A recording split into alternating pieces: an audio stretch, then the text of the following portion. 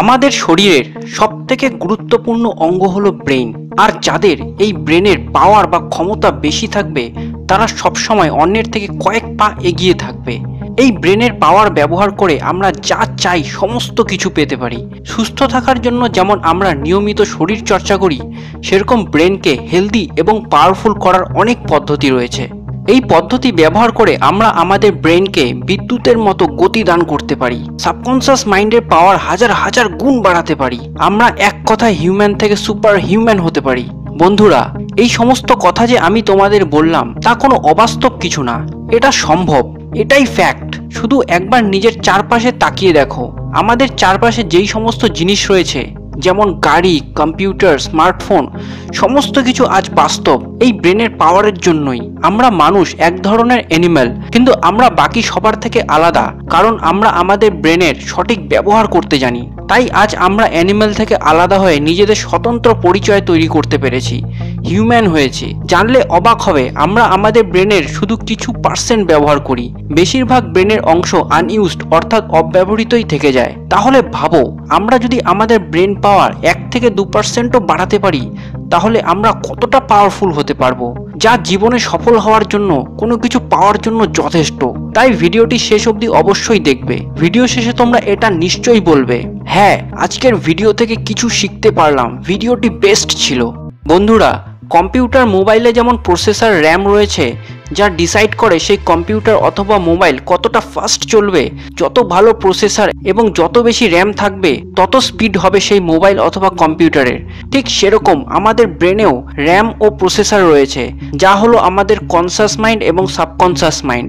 আমরা এদের পাওয়ার বৃদ্ধি করে আমাদের ব্রেনকে বিদ্যুতের গতিতে চালিয়ে নিয়ে যেতে পারি। এর কিছু পদ্ধতি রয়েছে যাতে আমরা এর পাওয়ার বৃদ্ধি করতে পারি। আগে কিছু পদ্ধতি শেয়ার করেছি এবং আজ আরো কিছু শেয়ার করতে চলেছি। রোজ সকালে ঘুম থেকে উঠে ধ্যান মুদ্রায় বসে আমাদের প্রথমে কয়েকবার শ্বাস নিতে হবে এবং ছাড়তে হবে, একদম রিল্যাক্স কমফোর্টেবলি বসে।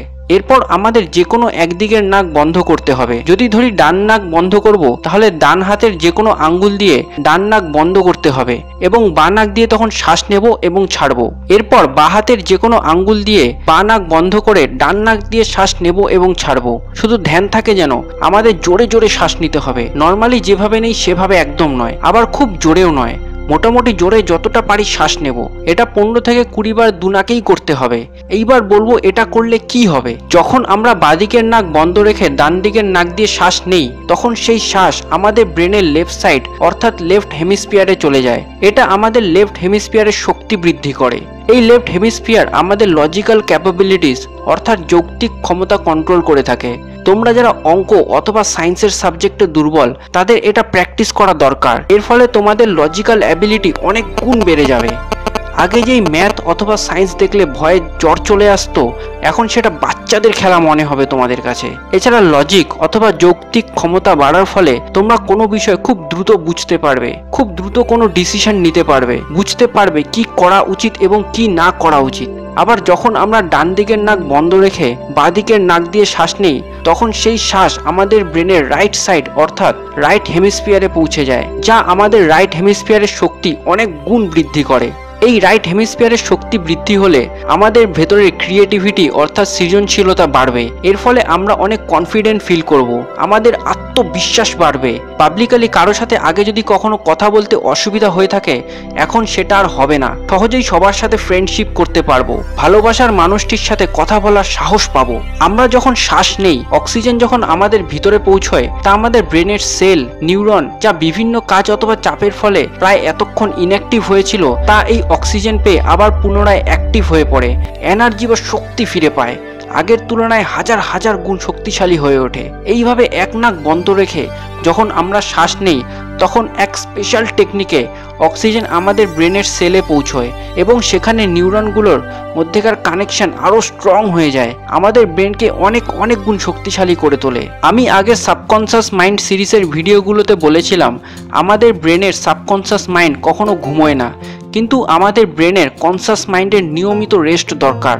তাই ঘুম আমাদের ব্রেনকে রিফ্রেশ এবং শক্তিশালী করার জন্য খুব দরকার। কম ঘুম আমাদের ব্রেনের এফিসিয়েন্সি বা কার্যকারিতা কমিয়ে দেয়। অর্থাৎ আমাদের ব্রেন আগে 1 সেকেন্ডে যতগুলো জিনিস বুঝতে পারত, তার শক্তি কমে যায়। আমাদের ব্রেন সেলের নিউরনগুলোর মধ্যেকার কানেকশন দুর্বল হতে থাকে। তাই একটা ভালো ঘুম খুব দরকার ব্রেনের কার্যকারিতা ঠিকভাবে বজায় রাখার জন্য। কিন্তু আমরা কিভাবে বুঝবো আমাদের ঘুম ভালো হয়েছে? যদি আমরা সকালে উঠে এনার্জেটিক ফিল করি তাহলে বুঝতে হবে আমাদের ঘুম ভালো হয়েছে।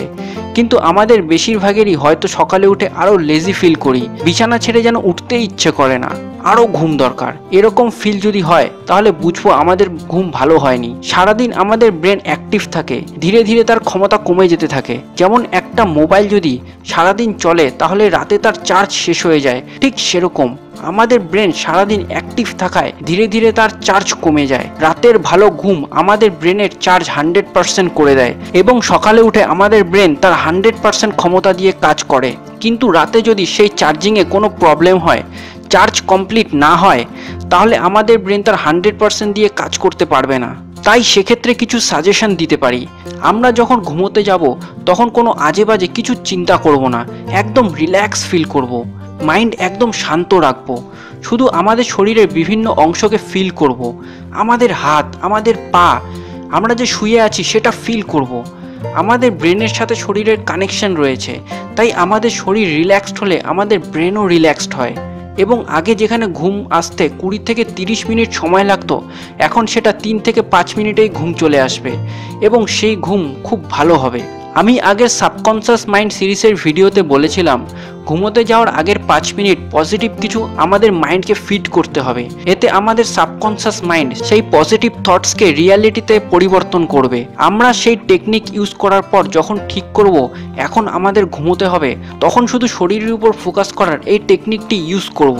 তোমরা এটা নিশ্চয়ই শুনেছো, মোবাইল কম্পিউটারে গেম খেলা খুব বাজে, খুব ক্ষতিকর, কিন্তু এটা পুরোপুরি সত্যি নয়। মোবাইল অথবা কম্পিউটার গেম আমাদের ব্রেনের জন্য ভালো যতক্ষণ না সেটা লিমিটে খেলা যায়। অর্থাৎ আমরা যদি লিমিট ক্রস না করে কিছু সময় গেম খেলি তাহলে তা আমাদের ব্রেনের ফাংশন ও তার কার্যকারিতা বাড়িয়ে দেয়। বিশ্বাস হচ্ছে না? তাহলে বলি, আমেরিকার নিউরো সায়েন্টিস্ট রিচার্ড ডেভিডসন এবং ড্যাফনি ব্যাভেলিয়ার অনেকদিন রিসার্চ করে একটা আর্টিকেল বার করে এবং তাতে প্রুফ করে দেখায় আমরা যদি কিছু সময় গেম খেলি তাহলে তা আমাদের মেন্টাল ফাংশনিং অর্থাৎ চিন্তা শক্তি বাড়িয়ে দেয়, আমাদের লার্নিং অ্যাবিলিটি অর্থাৎ কোনো কিছু শেখার শক্তি বাড়িয়ে দেয়। শুধু তাই না, আমাদের ক্রিয়েটিভিটি অর্থাৎ সৃজনশীলতা বৃদ্ধি করে। তোমরা লক্ষ্য করে দেখবে যখন আমরা গেম খেলি তখন আমরা সেই গেমে একদম ডুবে যাই, অর্থাৎ আমাদের কনসেন্ট্রেশন পাওয়ার ব্যবহার হয়, যা আমাদের পরবর্তীতে অন্য কাজে কনসেন্ট্রেশন ধরে রাখতে সাহায্য করবে।